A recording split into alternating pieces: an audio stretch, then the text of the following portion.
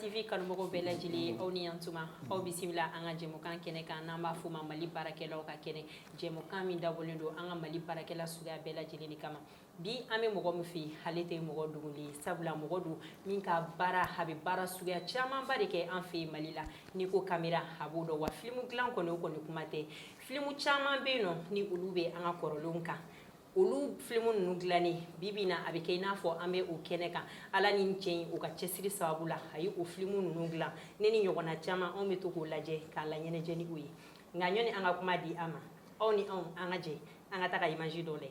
Après avoir été caméraman à l'ORTM de 1983 à 1991, Boubacar Sidibé est l'un des rares réalisateurs maliens à mettre plusieurs films et séries TV à la disposition des passionnés du 7e art. À travers ces films, l'ancien cadreur de l'ORTM est resté fidèle à des thèmes comme la paupérisation, l'importance du rôle de la femme au sein de la société, la polygamie, l'exode rural, les problèmes des soins de santé dans les hôpitaux, la salubrité et l'hygiène. Il fait une peinture réelle de sa société, ses joies et ses peines, mais aussi ses travers. L'école, la politique, les détournements de fonds dans l'administration, le maraboutage. Monsieur Sidibé, je n'ai pas l'habitude de lancer des fleurs, mais je dois avouer, en toute humilité, en toute honnêteté, que si aujourd'hui la télévision nationale du Mali a acquis ses lettres de noblesse en matière de production nationale, décidément, vous y êtes pour beaucoup.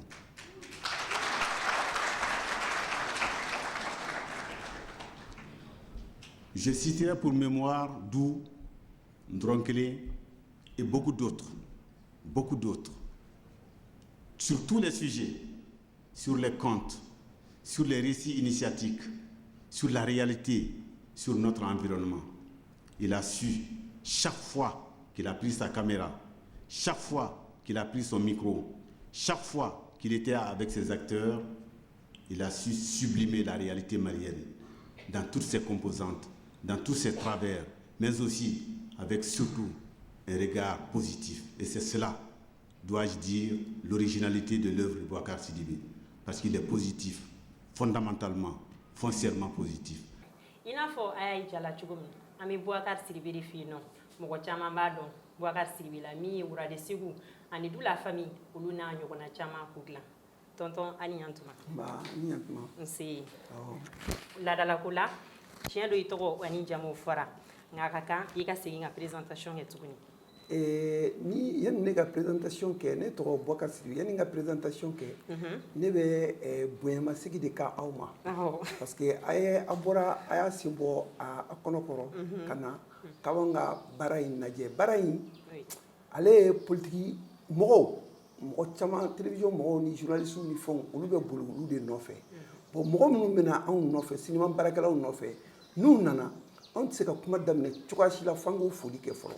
parce que aw bɛ bolila an ka seko n'an ka danbo la o kɔrɔtali kɔ an b'o dugawu de kɛ ala ka kɔrɔta ala ka télévision ala ka kɔrɔta ala ka ɲɛta caman d'aw ma ala ka baara timɛko ɲuman ala k'o d'aw ma bon n'an y'o cɛkɔrɔba dugawu kɛ an bɛ sɔrɔ k'a fɔ ko ne tɔgɔ ko Boubacar Sidibé ne ye cinéma baara de kɛ mais ma daminɛ cinéma baara la dɛ ne ka école fitinin na ne ye école fitinin kɛ Ménékura école de la. Bon, au Ménékura école là, au Bané, on a un lycée Bouyagi. Au lycée Bouyagi, Bané. Donc, on a un Mali cinéma bolao. Ko ube concours d'oké. Ko la sa ko ka Mali cinéma. Ko ka lata ñefe. Maintenant, où est concours de ké, am ko kemeni ko de ake. O mo kemeni ko, où est mo tani shegi tala. O mo tani shegi, mo tani woro ke pardon 8 fois 8 caméraman and 8 caméraman shegi. Ani réalisateur chéri ko ban bla ko ta extérieur là concours ni intitulé mouye ko concours de présélection en vue d'une formation à l'extérieur ko ka concours ke ka modo ta wala sa ku bla ta cinéma kalanke ko fela la nu nana ulu ka ke Mali cinéma yere tableau o ka dawulu ka bon maintenant on ta o de là on nana ka centre national de production cinématique la tuma la ale tun bɛ ministère de l'information de la bon an taara yen nɔ an ye san 3 kɛ caméra la yen nɔ an bɛ caméramaniya kɛ mais o bannen an ka formation bannen dɔrɔn ko an bɛ taa extérieur la ministre yɛlɛmara ministre kura min nana ko ko cinéma ko in t'ale ka fɛn ye o priorité banna donc anw tora yen ten an mɔgɔ 8 u tun ko ko mɔgɔ 16 min bɛ yen nɔ u ye mɔgɔ 8 ko k'olu maintenir donc mali cinéma tun bɛ mɔgɔ da la Laji Jabate Laji Jakite Sidi Jabate ani Léopold Togo ni Yusuf Kulubali ni fɛnw mali cinéma u ye san 10 joli kɛ effectivement o tigiw ye ko min ye ani Alassane Kuyate o tigiw ye min ye a kuma la ko ka mali cinéma kɔrɔta o mɔgɔw de nana olu de ye mali cinéma in ta san 25 san 30 mali cinéma b'olu de kɔ la sisan ne yɛrɛ tun b'o de l'o la bon mais u nana fɔ ko télévision ko bɛ dayɛlɛ bon maintenant ko ka mɔgɔ dɔw bila ka taa télévision so la donc u y'anw tɔgɔ di o la comme ministère de l'information dɔw kɛ anw mɔgɔ 3 anw y'an tɔgɔ di k'an bɛ taa télévision na u y'an bila ka taa Libi an taara télévision kɛ mais an taalen Libi télévision na u y'a fɔ ko an mɔgɔ 21 de tun kan ka taa mais an mɔgɔ 19 taara ko mɔgɔ 3 b'an cɛ mais u ko mɔgɔ dɔw ko f'u ka fɛn 2 digi u ko ne ma ko Boubacar e bɛ caméra kɛ déjà CNPS la est ce que e tɛ se ka montage kalan kɛ k'o fara i kan donc ne ye montage de kalan Libi ye donc ne nalen Mali télévision so la u nana an ye télévision daminɛ a daminɛlen u ko ne ma ko ne ka taa montage la ne ko non ne ye san 3 kɛ ne bɛ caméra de kalan na centre national de cinéma na maintenant aw ko ne ka na ko ka na montage kɛ non ko ne bɛ ko n'o tɛ ko bon ne bɛ montage kɛ n bɛ caméra kɛ ko n bɛ montage kɛ ko parce que ko mɔgɔ t'u bolo bon donc ne tun bɛ caméra kɛ sɔgɔma wulada fɛ ne bɛ montage kɛ ka tila ka diffusion kɛ donc an ye san caman k'o la u nana ka mɔgɔ damadɔw sɔrɔ o la dɔ bɛ yen nɔ ko Yamadu Keita ani Alawi Ture ala ka hinɛ la donc olu 2 nana an y'olu ta olu tun bɛ groupe ni fɛnw na u y'olu ta ka na ko k'olu dege montage la olu selen montage la ne continue ka taa n ka caméra fɛ ne ye caméra kɛ mais à un certain moment u nana ka na bourse di parce que an ka télévision ɲɛmɔgɔw tuma bɛɛ n'u ni faamaw bɛnna ou bien mɔgɔ minnu bɛ jamana dɛmɛ u b'a f'u ye ko a y'an ka mɔgɔw former télévision de nana an fɛ yan nɔ a y'an ka mɔgɔw former u bɛ bourse d'u ma u ye bourse di ne ma ko ne ka taa Angleterre ne taara san 2 kɛ ko ka taa réalisation kalan ko parce que télévision b'u bolo ko mais réalisateur t'u bolo bon donc u b'a dɔn ko ne bɛ bac ne tun bɛ fɔ SCT la donc niveau min bɛ n na a bɛ n permis ka kalan dɔw kɛ u ye ne bila ka taa san 2 ka taa réalisation kalan en Angleterre donc ne seginna ka na après u ye formation caman kɛ u ye ne bila tuma dɔw la ka taa INA la ne taara plus de 6 fois français n bɛ taa 4 mois n bɛ taa écriture kalan n bɛ taa réalisation kalan n bɛ taa n ye formation caman kɛ bon donc o bɛ n dɛmɛ sisan n bɛ film min kɛ la ka caman k'a la mɔgɔw bɛ étonné ko ne ye san 10 kɛ san 2 o san 2 ne bɛ série sɛbɛn ka taa n'a série ye a bɛ choisi parmi 400 500 cɛ la ale b'a fɔ ko ka taa Mali représenter i bɛ taa Mali représenter donc kabiri film caman taara aventure de Seko Guima Bala ura saison fɔlɔ ura saison 2 la Duguba Sigi Douana Dosara ani 2019 la langue les dents bon min kɛra sa 2021 ne yɛrɛ de ko n ko ne san 2 o san 2 ne bɛ série kɛ k'a sɛbɛn k'a bila ka taa a bɛ sélectionné n ko bon ko ni ne ma denmisɛnnin sɔrɔ ka denmisɛnnin former o san 10 kɔnɔ o tigiw ka taa ne jɔ labila n ko ne tɛ taa n ka film ye donc ne ye film dɔ kɛ ko Penda contre les gangsters de Bamako bɛɛ ko k'a ɲɛna ko n k'a bila ka taa ne ko non n ko ne ye layidu ta n yɛrɛ ye n ko ni ne ka kalanden ma se ka taa ne nɔ bila n ko ne tɛ n ka film présenté FESPACO la bilen donc ɲinɛ ta ne ma taa film mais pourtant n ye film kɛ n ma taa quoi. Ok o yɔrɔ faamuyara komi an b'a dɔn e ye réalisateur ba ye an fɛ Mali la o ka baara yɛrɛ ye mun ye puisque an b'a mɛn réalisateur nka ale ka baara ɲɛsinnen don mun de ma. bon réalisateur ni a fɔra i ye ko réalisateur ale ye cinéma baarakɛla de ye cinéma baarakɛla ye mun ye o ye anw ye jɔn ye ale bɛ kow de lakali a bɛ komi écrivain minnu bɛ livre sɛbɛn u bɛ livre sɛbɛn a bɛ livre sɛbɛn ko dɔ de kan a bɛ livre dilan fɛn dɔ de kan cinéma baarakɛla ale bɛ bi ko kunun ko ani sini ko o bɛ na cogoya min na adamadenya bɛ taa cogo jumɛn adamadenya bɛ kɔlɔsi cogo jumɛn anw ye jɔn ye maliden ale ye jɔn ye ni tubabu don a b'a fɔ ko tubabu ye jɔn ye i m'a ye mɔgɔw y'u ka kɛlɛ de kɛ n'a ye i b'a fɔ ko anw ye malidenw de ye ne yɛrɛ ka film yɛrɛ bɛɛ bɛnnen b'o de ma anw ye malidenw de ye danbe dɔw de b'an fɛ danbe ani hɔrɔnya n'i m'o kɛ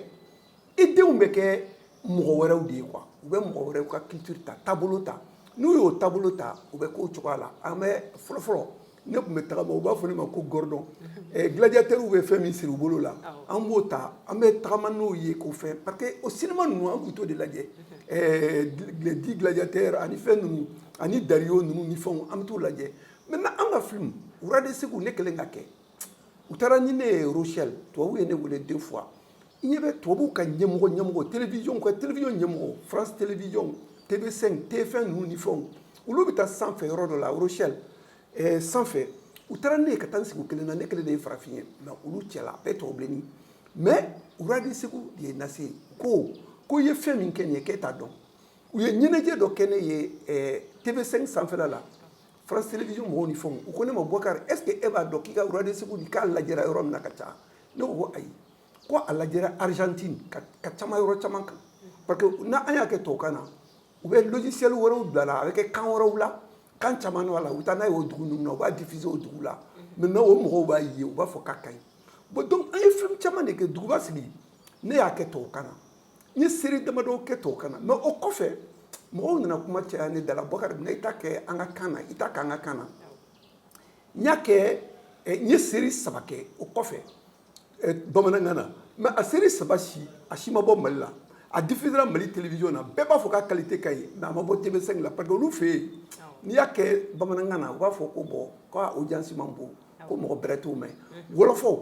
u bɛ film caman de dilan wɔlɔfɔkan na mais anw ta si ye hali Mali la anw minnu ka surun anw ta ye tant que i m'a kɛ tubabukan na n'i m'a doublé tubabukan na bon a tɛ bɔ quoi or i ka culture e b'a fɛ e fana ka dɔn a ka fɔ k'i tɛ si yiri sanfɛ a ka fɔ ko i danbe la ko i t'a fɔ i fa ma ko choqué pour éduquer ou bien ka fɛn dɔw bɛ yen nɔ o t'a anw taabolo ye quoi o ye tubabu fɛn ye anw tɛ se ka cɛkɔrɔba nɛni parce que don dɔ la i yɛrɛ bɛ kɛ cɛkɔrɔba ye cɛkɔrɔba tɛ se ka ko dɔw kɛ cɛkɔrɔba k'i jɔ kare kɔnɔ ka fanɛni kɛ o tɛ anw taabolo ye n'o kɛra sisan o cɛkɔrɔba o tɛ cɛkɔrɔba ye quoi sijɛ de don a si jɛra ka sɔrɔ fɛn min kan ka fɔ a ye pour que a ka kɛ cɛkɔrɔba ye o ma fɔ a ye parce que n'i wolola i bɛ sira dɔw de ta ka initiation na anw fɛ yan o tɛ kɛ bon n'i y'a ye o bɛ kɛ sisan o tigiw nana ni fɛn wɛrɛw de ye o fɛn wɛrɛ la cɛkɔrɔbaw tiɲɛna u y'u ka valeurs bila u bɛ nkalon tigɛ u bɛ fɛnw fɔ u bɛ fɛnw kɛ bon donc o mɔgɔ kelen kelenw bɛ yen nɔ olu b'u danbe kɔ ils préfèrent u b'a fɛ ka sa ka sɔrɔ ka kɛ bon donc réalisateur ale b'o fɛnw de ta k'a yira ko nin taabolo bɛ yen sisan n'an ma kɔlɔsi n'an taara nin fɛ an bɛ bin dugu kɔnɔ ne ye film dɔ kɛ ko fantan ni mɔnɛ kabini indépendance taara fama fɛn fɛn nana n'i y'u ɲininka u b'a fɔ k'an bɛ fantanya kɛlɛ mais u bɛ fɛn fɛn kɛ k'a bila bon i b'a fɔ k'u bɛ ka fantanw yɛrɛ de kɛlɛ n'i taara ka taa fɔ ko ka kiosque fɛn fɛn bɛ dugu kɔnɔ ko k'a bɛɛ wuli lavage fɛn fɛn bɛ yen k'a bɛɛ ci mais n'i y'a bɛɛ ci i b'a sɔrɔ o kelen kelen bɛ mɔgɔ 5 denbayatigiw 5 6 o nɔrɔlen b'o la ne y'o ci e ɲɛnɛ tiɲɛ na i b'a fɛ ka dugu cɛ ɲa mais dugu cɛ ɲa nin est ce que i tɛ ka dɔ fara fantanya kan bon mɔgɔ min b'a kɛ a m'a dabɔ juguya kama dɛ mais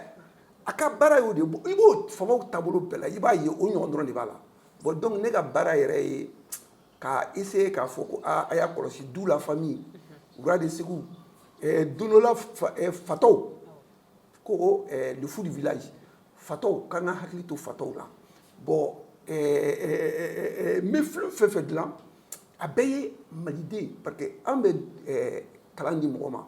an bɛ mɔgɔw bila k'u ka taa dumuni ta ka d'u ma da dumuni d'u ma mais hakili dumuni o ye lamɔko ɲuman de ye ka i bilasira i ka se ka diɲɛlatigɛ kɛ nɔgɔya la donc cinéma in baarakɛla réalisateur y'o de ye a bɛ se ka mɔgɔ dilan k'a fɔ a ye i bɛ se ka mɔgɔ dilan n'a ka di i bɛ se ka gangster dilan komi an ye min kɛ ko polisiw ko n bɛ polisiw dɛmɛ polisiw bɛ gɛlɛya la ne bɛ se ka mun de kɛ pour que ka polisiw dɛmɛ an taara film dɔ de kɛ sisan k'o di polisiw ma donc ko penda contre les gangsters an ye gangsters bila u bɛ fagali ni fɛnw bɛɛ kɛ ka fɛnw kɛ mais a laban i b'u minɛ an ye film laban dɔ kɛ sisan o boli bɛ daminɛ bi télévision na ko la langue et les dents ɲini nɛ a bɛ réconciliation de kan yanni tubabuw ka na yanni arabuw ka na mara dɔ de tun b'anw fɛ yan mɔgɔ denmisɛnninw t'a dɔn an y'o mara de fɔ film nin kɔnɔ ko enseignement di do kayidara n'i y'a kɛ i danbe maliden ye mun ye maliden tɛ suyali kɛ n'a ye min fɔ a b'o de kɛ n'a ye min kɛ n'a ɲiningara la a b'a fɔ a b'a jɔ a la mais sisan o tɛ yen bɛɛ y'i ban malidenya ma bɛɛ y'i ban danbetigiya ma bon kelen kelenninw de b'a la minnu ko k'u b'a kɛ u b'olu lagosi minnu ko k'olu b'a kɛ u b'a kɛ tan donc an ka baara y'o de ye k'olu bɔ k'o kɔrɔta. nka n'i bɛ fɛ ka k'a ye sisan i kan ka kalan suguya jumɛn de kɛ walasa i ka se ka kɛ sinima bɔla ye. n'i b'a fɛ ka kɛ réalisateur ye a fɔlɔfɔlɔ yɛrɛ yɛrɛ i ka k'a fɛ n'i ka k'a fɛ i b'i kalan parce que baaraw nɔgɔyara quoi a nɔgɔyara cogo jumɛn internet ye ko caman nɔgɔya u ye dɔnniya diɲɛ dɔnniya u y'a bɛɛ ta k'a bila internet kɔnɔ n'i donn'o kɔnɔ google kɔnɔ ka kɛ n'i b'a fɛ k'i kalan fɛn min na n'i donna kɔnɔ k'a ɲɛɲini i b'a ye mais école bɛ yen nɔ sisan a bɛ san 15 bɔ sisan ne yɛrɛ bɛ denmisɛnninw kalan parce que ne ye Mali gouvernement ye 100 000 ɲɔgɔn u y'o de don ne ka kalan na u ye n bila ka taa Angleterre k'an bila ka taa Allemagne k'an bila ka taa France plusieurs fois k'an bila ka taa Burkina k'an bila ka taa Genève u ye ne bila mais a bɛɛ ye musaka de ye u b'a fɔ ko jamanaw y'o wari ta k'a di anw ma ko ka Mali dɛmɛ bon o Mali dɛmɛni u ye ne kalan ne bɛ se ka jɔn kalan donc n'i ye denmisɛnninw ta ka na n'u ye n'u nana dɔrɔn n'u ye dɔɔnin kɛ bon dɔw bɛna fɔ ne ye ko Boubacar an bɛ se ka na n den bila i fɛ yan nɔ komi a tɛ fɛn na yan'a ka ko dɔ sɔrɔ k'a kana kalan la i fɛ olu t'a dɔn ko nin fana ye kalan de ye ou bien n'u nana n'u ye dɔɔnin kɛ i tɛ se ka baara in i tɛ se ka tɔnɔ sɔrɔ a la f'i ka s'a baara la n'a ye dɔɔnin kɛ u b'a fɔ ko ko bon k'a tun tɛ fɛn na ko mais k'u ye bitigi dɔ dayɛlɛ yen fɛ bugulu feere yɔrɔ dɔ don ko olu ko k'u bɛ 60 000 francs d'a ma kalo 12,000 bon a bɛ t'o la bon ne tɛ se k'a mara parce que sara tɛ ne bolo ne b'a fɛ ne ye dɔnniya min sɔrɔ ni 100 000 ne b'a fɛ k'o de d'ale ma a ka se k'a da dumuni sɔrɔ a ka se ka Mali seko n'a fɛn kɔni n'i sera o la parce que a baara nin ka ɲi n'a bɔra président na u bɛ tapis rouge da président ye n'a bɔra o la tapis rouge bɛ da réalisateur ani comédien de a bɛ tagama a kan i bɛ ko komi masakɛ fututalaw b'u jɔ fan fila bɛɛ fɛ u b'e ta mais o tɛ sɔrɔ f'i k'i cɛsiri de ka baara kɛ donc an b'o de problème na. nka o tɛmɛnen kɔfɛ a baara in na kabini e y'a daminɛ fo ka se bi ma i ye san joli k'a baara la ani i ye gɛlɛya jumɛn de sɔrɔ a baaraw la fo ka se bi ma. mais ne ye baara nin daminɛ parce que a baara nin ka di ne ye a ka di ne ye mun na ne tun bɛ école la ne kura n bɛ DEF kɛla tuma min na fututala yɔrɔ dɔ tun b'an fɛ yen ne tun bɛ to ka taa n terikɛ dɔ b'o so kɔnɔ ko Solomani Sarr ala ka hinɛ a la n terikɛ in ye Papa Sarr ye ne tun bɛ taa u ka so kɔnɔ ne bɛ taa fututala in bɛ fɛ ne bɛ to ka n sigi n bɛ don n bɛ foto ta cɛ in bɛ ni fɛn min na ta pratikɛ in bɛna taa a b'an bila a y'an bɛɛ dege foto ta la ni mɔgɔw nana clients nana an b'u foto ta carte d'identité photo ni fɛnw maintenant ne ye n ka école kɛ don dɔ la ale ni pratikɛ in bilala ɲɔgɔn na dɔrɔn a y'a bila ka taa ko ne bɛ se foto ta la ne bɛ se foto koli la ko donc ko ne k'ale ka studio ta mais o y'a sɔrɔ ale yɛrɛ tatɔ don dugu la a taara dugu la dɔrɔn san'a ka na ne ye waribaden de bila n ɲɛ ko ko jaka k'ale ka pratikɛ tun b'a dunna de maintenant ko ne ka t'o la ne ko mais ne bɛ école la a ye moto kelen ta ka di ne ma kɔrɔ ko non ko ne bɛ taa école la ko ne k'a kɛ ten ne ye DEF kɛ ten n bɛ studio in na marché mais tous les jours presque n bɛ 500 de d'u ma ale ka darakaso 100 n bɛ 400 d'a ma donc ne ye DEF kɛ ten ka 10e kɛ ka 11e kɛ ka terminale kɛ mais n ye écoleden ye mais n ye denbayatigi ye presque parce que a bɛ komi du musaka bɛ bɔ yɔrɔ min na e de b'o générer fana bon donc ne y'o kɛ fo ka taa n se fɛn ma ne selen yen u nana concours nin lancer ne taara n ko concours nin na n ko u ko k'a ko bachelier ani licencié de ta mais maintenant ne tɛ bac ka kan ka kɛ mais a ma kɛ fɔlɔ école suspension ninnu ni fɛnw bɛ yen ko école bɛna datugu n ko est ce que ne bɛ se ka concours kɛ ko ko ne bɛ photo ta k'o ye avantage y'i bolo k'e k'a kɛ ne ye concours nin kɛ ne kɛra 3e ye a la bon mais mɔgɔ 100 ni kɔ la ne kɛra ye donc an taara o formation na bon donc ne y'a bila ten mais maintenant n'i ko a ka di ye n b'a fɛ k'a f'i ye ko ne ye photo ta in a diyara ne ye o de y'a kɛ ne nana a la ni mɔgɔ min ko k'i bɛ cinéma kɛ sisan i bɛ cinéma bɔlaw ɲini ka taa ne bɛ n tɔrɔ kelen kɛ don min na ne taara formation na France ni tɔrɔ kelen scénario in ye scénarisation de kun don ne natɔ Cheikh Umar tun bɛ avion kɔnɔ an ye heure 4 de kɛ an bɛ ka kuma n tɔrɔ kelen kan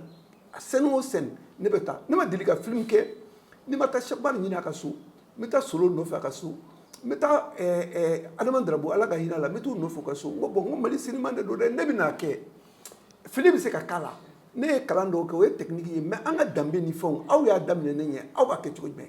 bon sisan ne bɛ denmisɛnnin ninnu ye n'u bɛ bɔ école so ninnu conservatoire ni fɛnw na ne b'a f'u ye n ko fɔlɔ n'an bɛ taa ka taa cinéma kɛ an bɛ taa cɛkɔrɔba ninnu fɛ yen an b'a fɔ ko a ye taa kɛnɛ kan a ka dugawu k'an ye an bɛ film min daminɛ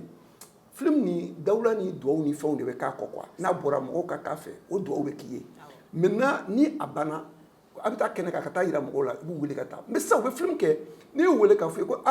cɛ aw ka film kɛ a ta bonya dan kɔrɔ ani fɔ ko cɛ aw ka cɛkɔrɔba ninnu aw bɛ taa bon donc o donna la u ɲinɛ ko bɛ taa or nin baara in a bɛ barika ani duwawu de bolo i ye kalan sɔrɔ cogo cogo mɔgɔw ye dɔnniya d'i ma cogo cogo dɔw yɛrɛ b'a f'i ye ko ko mɔgɔ minnu kalan k'u yɛrɛ de y'u yɛrɛ kalan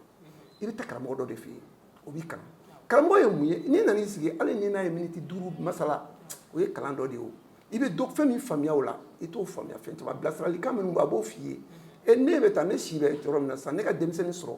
ka n ka dɔnniya d'a ma o de don mais ni denmisɛnnin nana denmisɛnnin kuncɛba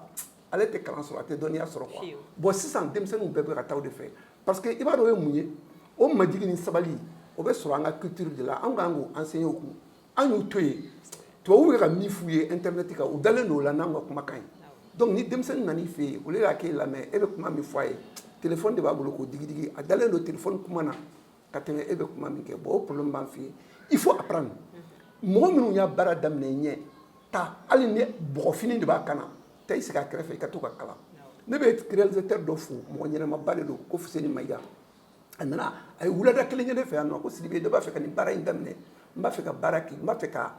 n'i ka masala n'a ye yɔrɔ o yɔrɔ a bɛ girin kan a b'a fɔ ko Sidibe n bɛ nin lajɛ ko bɛ mɔgɔ bɔ de ko ye bonya de ye parce que dɔnni dɔ bɛ yen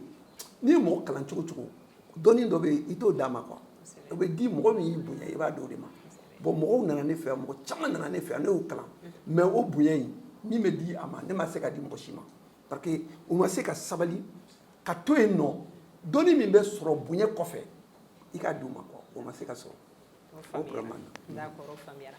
an b'a ye fana i bɛ denmisɛnnin caman ka olu dɛmɛ sinima baara ninnu hukumu kɔnɔna na komi an ka jamana na chômeur u ka ca kosɛbɛ n'a y'a sɔrɔ mɔgɔ minnu bɛ fɛ ka na e fɛ yen sisan walasa olu fana bɛ se ka dege sinima bɔ la olu kan ka tɛmɛ sira jumɛn fɛ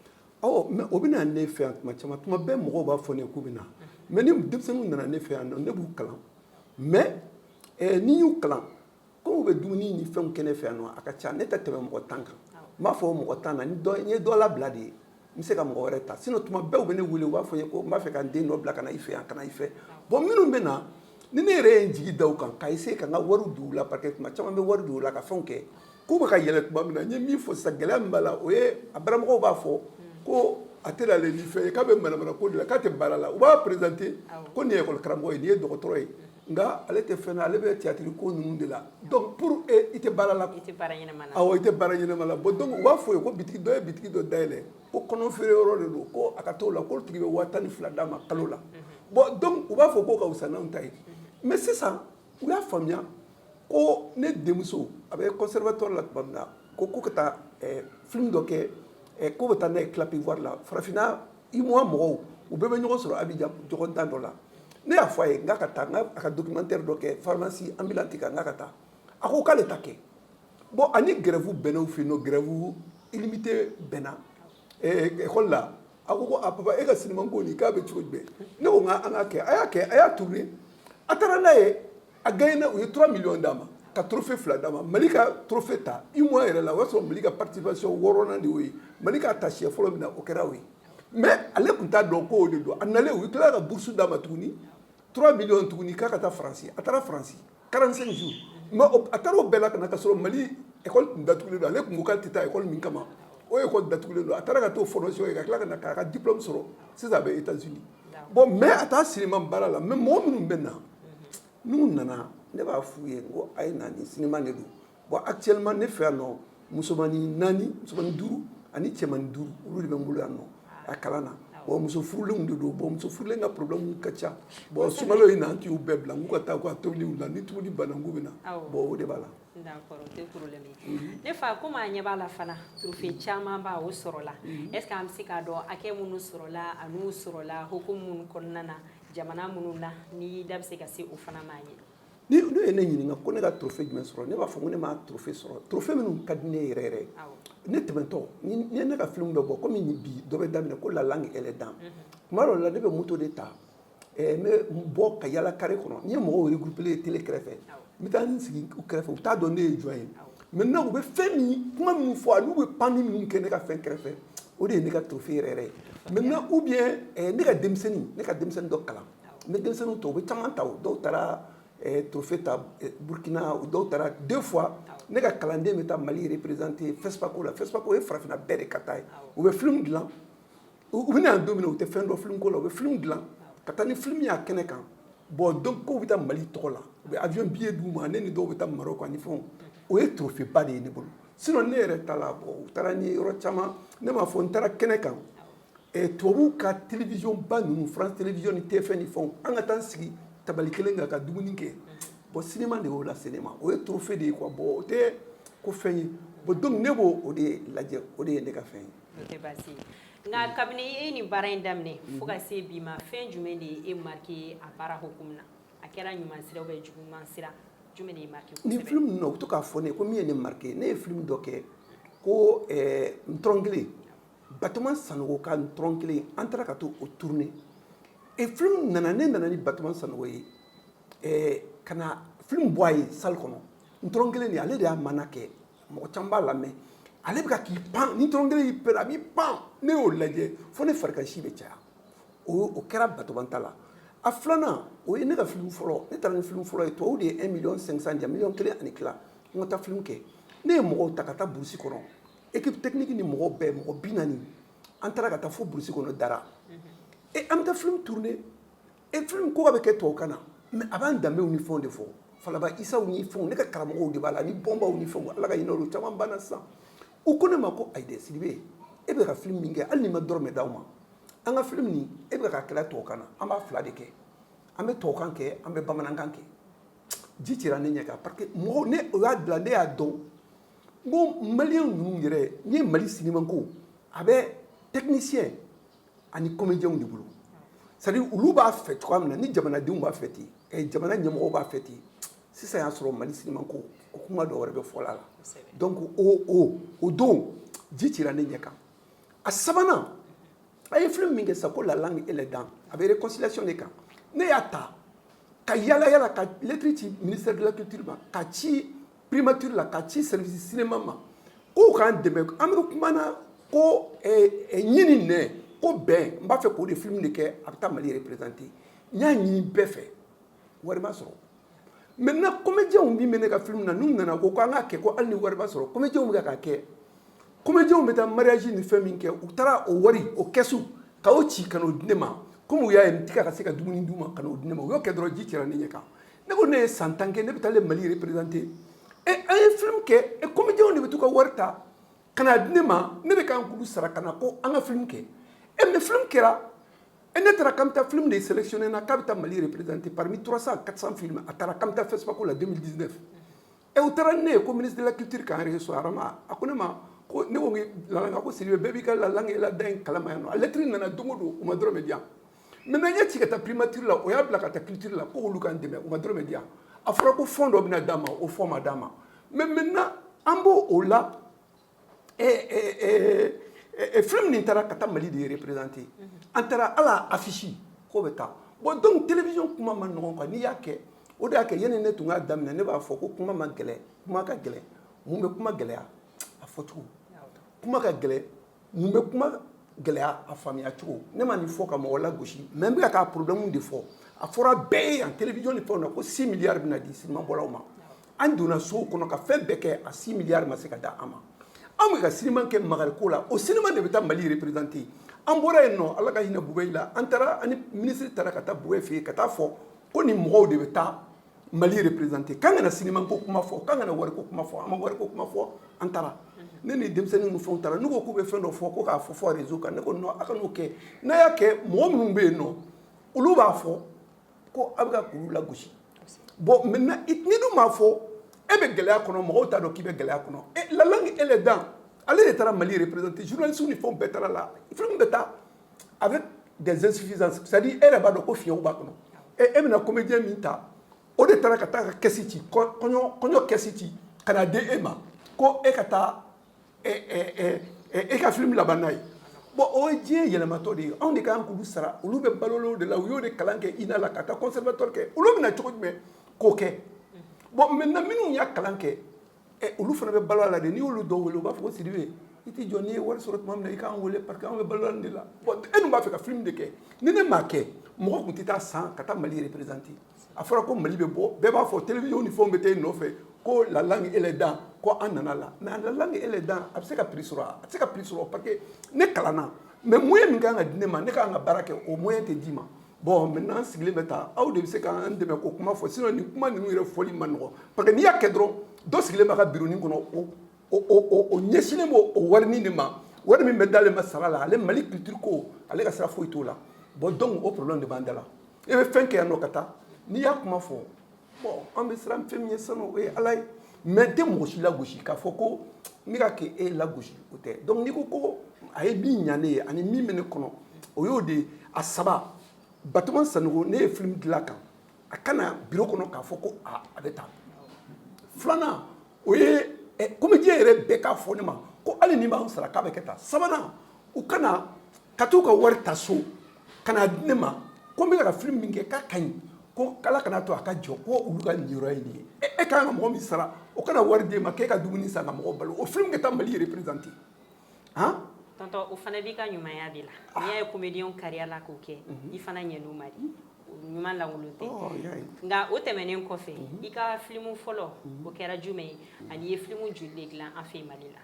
bon maintenant ne ka film fɔlɔ u b'a fɔ o ma de ko pacte social ale kɔni tiɲɛni yɛrɛ la film nin n ye min f'i ye sisan comédien bɛɛ de k'a lajɛ n ka karamɔgɔw olu y'a lajɛ hali min b'a monté ne y'a lajɛ Albert ne ko a ma n ko Albert n ko ne tun tɛ film ko ɲɛdɔn kosɛbɛ n ko ne ye film an taara min tourner wari m'an bɔ an y'a bɛɛ di comédien ni fɛnw ma n ko maintenant montage n ko ne ma montage jateminɛ a ko Sidibe e ka film kɔni nana hali ma dɔrɔmɛ di ne ma ale de ye film bɛɛ monté wari monteur ma sara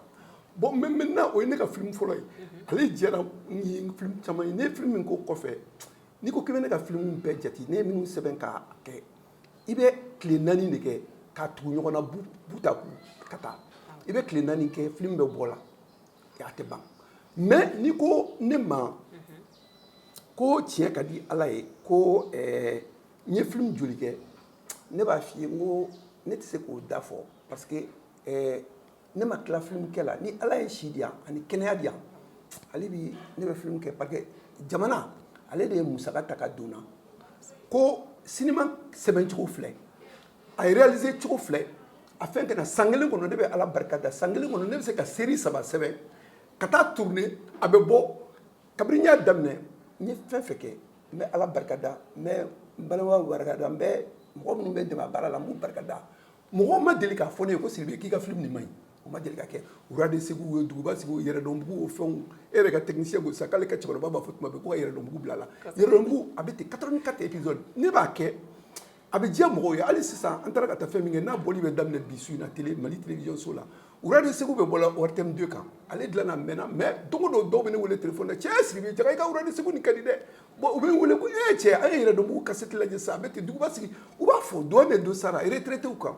ko ne bɛ fɛn fɔ retraité kan n bɛ fɛn fɔ policiers ni fɛnw kan donc a thème bɛɛ ye Mali thème ye Mali mɔgɔw bɛ Mali télé fɛ Mali théâtre denw b'a fɛ a comédiens b'a fɛ fɛn kelen min b'an jɛ o ye faamaw ye faamaw b'a fɔ u da la dɛ mais u k'a wale kɛ u k'a fɔ n'i y'a fɔ sisan ko n bɛ taa ka taa premier ministre lajɛ n ye lettre sɛbɛn siɲɛ 6 k'a bila ko n bɛ taa premier ministre lajɛ n ma se ka sɔrɔ u si kabini bubu ninnu ni fɛnw na ne b'a f'u ye n ko n bɛ taa ka taa f'u ye a tɛ sɔrɔ président n'i y'a fɔ k'i bɛ taa président fɛ yen i t'a sɔrɔ mais a bɛ baara de la Mali ye ni ne taara n bɛ Mali de tɔgɔ fɔ don o don ne bɛ weleli kɛ télé kan n k'u ka Mali dɛmɛ parce que Mali culture mɔgɔw k'a dɛmɛ maison de cinéma nin y'a créé ko n bɛ bɛɛ fara ɲɔgɔn kan journaliste ni fɛn bɛɛ an bɛ se ka mun de kɛ Mali ye bon politique mɔgɔw ta kuma t'anw na fo i ka pancarte ta ne ka comédiens bɛɛ labɔ ka pancarte ta ka taa ka président neni ou bien ka premier ministre neni o tɛ ne danbe la o tɛ ne kɛcogo ye o tɛ ne bɔcogo ye mɔgɔ mɔgɔ b'a kɛ ne bɛ se ka ko kɛ pour que k'o bala a la ne b'o kɛ bon mais an ka hakɛ n'u y'a d'an ma danbe kɔnɔ an bɛ Mali dɛmɛ bon donc ne b'o de la. D'accord. Ni tɛmɛnen kɔfɛ kumakan ladilikan jumɛn b'i bolo ka ɲɛsin Mali population bɛɛ lajɛlen ma ani an ka jamana ɲɛmɔgɔw ma. Bon ladilikan min bɛ ne bolo o tɛ ladilikan ye o ye welelikan de ye quoi o bɛ dugawu kɛ n yɛrɛ ye ko Ala ka to an nɛn ka sabati a ka fɔ ko u ye an bɛ baara min na an tɛ baara la anw yɛrɛ ye an bɛ baara min na san 400 san 500 san 600 a baara de don n'anw ye film dilan sisan wurade segu a kuma bɛna tuma bɛɛ mais anw bɛ sa ka san 60 san 600 san 700 kɛ a bɛ ye support wɛrɛw kan a bɛ fɔ anw kɔfɛ donc an bɛ film min dilanna sisan Seko Boire ni fɛnw bɛɛ bɛ k'a fɔ ko Seko Boire ɲana mais an y'a dilan a tɔ ma se ka kɛ an bɛ film min na an bɛ baara min na an ka baara tɛ quoi Mali baara de don anw danbe baara de don maliden ye jɔn ye maintenant diɲɛ kɔ kan kɛlɛ de don audiovisuel la i b'a la u bɛ télévision datugu ma France 24 ni RFI u datugu yan maintenant o kɛlɛ de don n'o de don ja dɔw bɛ na la an fɛ yan nɔ o jaw fana kan ka datugu de maintenant anw ka ja o de kan ka yira an denw na Chinois y'a faamuya Chinois ni fɛnw y'a faamuya u bɛ wari ba de don u ka culture la k'a yira cɛsiri ale bɛ se ka mun ɲa i ye baara ka diplôme sɔrɔ k'i sigi so kɔnɔ ne taara Angleterre ne b'a ye mɔgɔ dɔw bɛ yen nɔ diplôme 4 5 6 de b'u bolo u ye kalan dɔw kɛ o de b'u bolo mais ya ni mɔgɔ ye diplôme kelen sɔrɔ dɔrɔn u bɛ t'u sigi k'olu ma baara sɔrɔ e bɛ baara sɔrɔ cogo jumɛn et le fait que i ye diplôme sɔrɔ o yɛrɛ de ye baara ye i bɛ wuli de ka ko dɔ de ɲɛɲini mais cinéma na fɔ an k'o de yira mɔgɔw la ka mɔgɔw dilan cogo yira mɔgɔw la k'o yira u la k'a fɔ denmisɛnninw ye a kana sigi k'a fɔ ko état de kan ka nin d'aw ma mais u t'a dɔn k'anw b'o baara de la n'i nana k'a fɔ ko segele n'i ye ji min bana dɔ de b'i sen minɛ k'o fɔ ko o de b'i minɛ o la ni i nana ni gouvernement nana n'i y'a fɔ a ye dɔrɔn ale b'a fɔ ko 1,10 ne b'o ta ka taa fura san ka mɔgɔw furakɛ mais ni ne y'a f'u ye n ko 1,1 di ne ma ne bɛ film de kɛ k'a ɲɛf'u ɲɛna n ko n'i ye ji de min a b'i minɛ ne bɛ mɔgɔ 1,10 ou bien mɔgɔ 1,000,000 fɛn furakɛ o b'olu bali ka ji min olu b'a fɔ ko ayi u ka réflexe fɔlɔ ye bana bɛ mɔgɔ min na dɛ an ka taa fura san k'olu furakɛ or i bɛ se ka mɔgɔ 1,10 1,100,000 ka f'u ye dɔrɔn n'i y'olu kunnafoni k'a fɔ ko n'u ye ji de min a bɛ ta donc olu t'o faamuya olu ka réaction fɔlɔ y'o de ye donc an b'o kɛlɛ de la ni ne taara mɔgɔ mɔgɔ fɛ u b'a ɲɛna ko ne ye gɛrɛbu de ye ɛ gouvernement jamana wɛrɛw ye wari di Mali ma ko ka ne kalan ne kalanna ne bɛ baara kɛ ni minɛn min ye o ye financement ye ko k'o di yan o tɛ ka sɔrɔ donc ne a fɔyɔrɔ tɛ ne bolo parce que tribune tɛ ne bolo aw de bɔra aw kɔ ka politique mɔgɔw to yen ka na ne nɔfɛ bon ni ne m'a fɔ ne bɛ n yɛrɛ janfɔ bon n'i y'a fɔ cogo dɔ la min bɛ Mali cinéma kunna bi o b'a fɔ ko i kan b'ale de ma bon ministre min bɛ a Mali cinéma ko kunna a tɛ se ko nin don o bolo o b'a fɔ k'i kan b'ale de ma or yen bɛ falen falen olu bɛ place de la u bɛ taa o ne ye baara in daminɛ a san 40 de ye nin ye ministre min falen na ne t'a da dɔn ne bɛ taa ministre dɔw fɛ yen an bɛ ɲang ninnu ni El Mokhtar ni fɛn ninnu ne bɛ taa fɛn fɛn fɛ yen n'i taara a si ma deli ka dɔrɔmɛ 1 di yan ni n taara u b'a fɔ Sidibe a fɔra ko ne yɛrɛ ka biennale organiser Sikaso ne yɛrɛ tɛ ka se k'o kɛ o e bɛ na yan nɔ ko ne ka wari d'e ma a tɛ a si a bon n bɛ mun fɔ u ka wari tɛ o mais fama dɔw de fana kan k'a d'u ma ou bien fama k'a fɔ ko an b'a fɛ ka nin kɛ n bɛ nin d'i ma Bɔkari u t'a di bon donc o man ɲi. O faamuyara kumakan wɛrɛ foyi wɛrɛ t'i bolo an ka se ka kumakan min bɛ ne bolo o ye foli de ye an ka télévision foyi an bɛ dugawu kɛ hali bi ala ka taaɲɛ d'a ma se bɛ ala ye ala ka taaɲɛ d'a ma a baarakɛla minnu b'a bolo a ka baara nin a ka bila kɔrɔ ye a kana bila dɛsɛ ye a ka baarakɛyɔrɔ nin jamana ni ala k'a ɲɛma jɔ parce que n'i y'a ye an bɛ télévision ko kuma ninnu ni fɛnw fɔ jamana ɲɛ jɔlen don maintenant jamana minnu bɛ jamana ɲɛmɔ la ala k'a ta fanga jamana ta fanga d'u ma parce que jamana ta fanga ye fɛɛrɛw de ye aw yɛrɛ fɛn fɛn bɛ yan nɔ a bɛɛ ye soldat de ye mɔgɔ mɔgɔ bɛ Mali kɔnɔ an bɛɛ i ye dɔgɔtɔrɔ ye o i ka yɔrɔ la e kan ka Mali lakana e ye kunnafonidila o e kan ka Mali lakana donc fo o de ka don i kɔnɔ ka dɔn ko fasoden ɲumanya an bɛɛ de jɔyɔrɔ b'an bɛɛ de la donc hali bi ala ka jamana ɲɛma ala ka fɛɛrɛ d'an ma ala k'a tɔgɔ d'an ma ala k'an bɛɛ nɔgɔya merci ala ka dugawu minɛ ala lamɛnbagaw hakili a ye caman faamu ne fa ka nin kuma in na ni laseli ninnu de tun b'an bolo ka lase aw ma an b'a fɔ aw kan bɛn don wɛrɛ ni ala ka jɛ ye